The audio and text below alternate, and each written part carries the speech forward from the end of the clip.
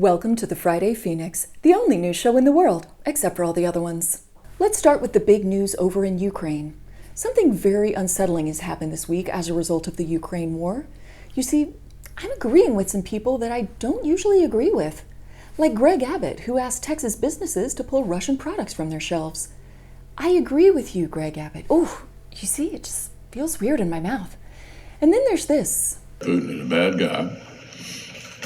He's an authoritarian. He yearns for empire, and we need to do everything we can to stop him. Right on, Mitch McConnell. Oh, God, it's like I'm living in the upside down or something. Even the Taliban said that Russia should take it down a notch or 12. So now I'm agreeing with the Taliban, I guess? Maybe this is all part of Putin's grand plan to bring the world together in harmony and unity by being such a dick that everyone will have to agree just on how big of a dick he is. Should we be giving him a Nobel Peace Prize? Nah, let's just lock the fucker up. Astronauts on the International Space Station are getting a little nervous about the whole World War thing. Of the 7 astronauts, there are 4 Americans, 2 Russians, and 1 German. If it plays out like things on the ground, we expect to see the Germans and Americans denying the Russians Tang. Russian House, a Russian restaurant in Austin, has decided to change its name to just House in solidarity with Ukraine. But in the proud tradition of freedom fries, we suggest something a little more quintessentially American, like carrying a rifle into Walmart House, or imperialism is only cool when we do it House. A fresh conspiracy theory just dropped from our pals in QAnon. This time they've decided that the war between Russia and Ukraine isn't even happening. You know me, I always support a little healthy skepticism, so I'm starting a fund to send these experts to the front lines in Ukraine. Then they can prove, boots on the ground, that they're in fact correct. Bon voyage, you special little snowflakes. And now it's time for a special segment called Boat News. Let's get a quadricle, a nautical, The list of people who think Putin should chill the fuck out about the Ukraine thing includes billionaire Russian oligarchs who are very worried about their yachts. Lots of them have been moving their big-ass boats to countries that don't have extradition treaties for no particular reason whatsoever. A Ukrainian sailor tried to sink his Russian boss's yacht, and the Germans have seized an oligarch's yacht in Hamburg. Between sinking and sanctions and seizing assets, it's just not been a very good week for yachts.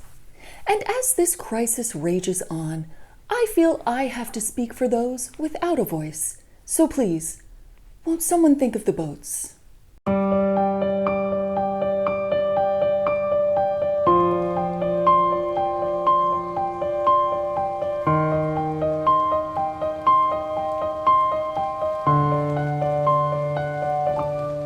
Back here in the States, the January 6th committee says Donald Trump and his associates engaged in a criminal conspiracy to prevent Congress from certifying the election results.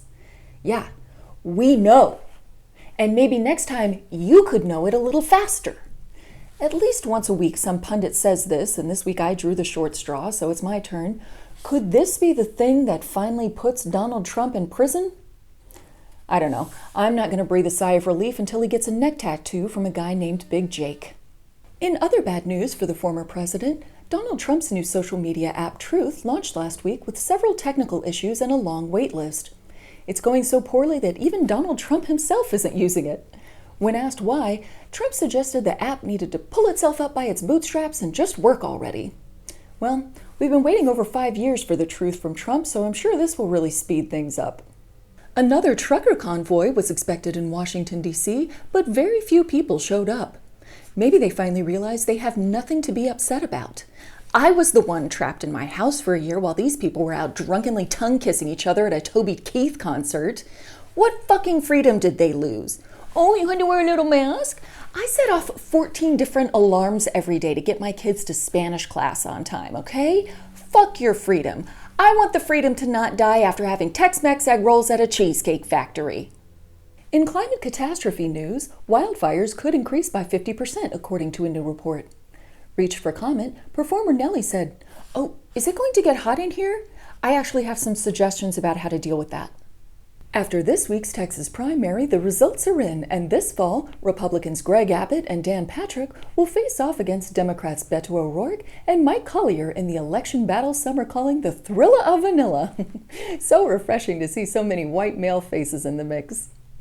The Friday Phoenix, being an impartial news agency built on a solid foundation of objective journalism, heartily endorses O'Rourke and Collier because we think Ann Richards needs a break from rolling over in her grave.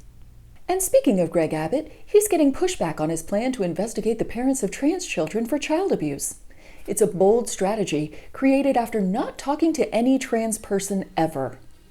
Well, at least Republicans don't want to create some kind of invasive nanny state that controls every aspect of your life. A group of Latino U.S. House members are concerned about a plan to dispatch robot dogs along the U.S.-Mexico border. Some are concerned that these robot dogs might not be very good boys. Real estate prices have risen sharply in the real world, but now they're going up in the fake world as well. That's right, investors are paying millions of dollars for real estate in the metaverse. Meanwhile, back in the real world, homelessness is on the rise, and I think I see a very simple, obvious solution to this problem. Because in the real world, investors have lots of disposable income to spend on stupid shit. Homeless people don't. Do you see where I'm going with this? Homeless people just need to learn how to code, then they can build their own metaverses, sell real estate in them, and then bada bing! All right, now that homelessness is solved, what's next? In sports news, last week the U.S. women's national team won a $24 million settlement after claiming they were underpaid. Does this mean women everywhere will start to get paid fairly now? Oh my God, can you imagine how badly we'd fuck up the economy if we paid women what they're worth? Hilarious. And finally tonight, a shipment of meth disguised as onions was seized at the California border. Sources say when you cook the meth with a little garlic, it makes your house smell delicious. That wraps up this week's episode of the Friday Phoenix. Join us next week because there's always more news to peruse. Your efforts are valid, but I don't think you can step up to the challenge. Come on,